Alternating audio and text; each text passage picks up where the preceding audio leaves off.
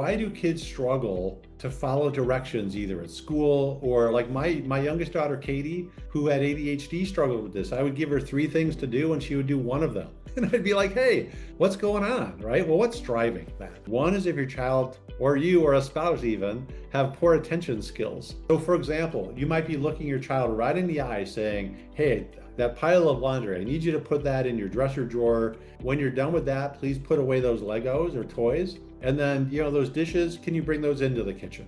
They might be looking right at you, but they're thinking about playing outside or something and walk away. And it's like, wait, what? The other can be slow processing speed. Processing speed is how quickly our brains function. So what happens is kids are always behind when processing speed is slow. So again, you might be given those three directives to your child. These are the three things I want you to do. All three of those they heard, like they went into their ears, right? But you might be saying the third item you want them to do, but their brain is still processing the first thing. And so then, you're done, they leave, and they really only processed one task to do, and that's all they did. This used to drive me nuts with my daughter because she would say things back to me like, well, you never said to do that. And I'm like, well, yeah, I did. I'm not lying, right?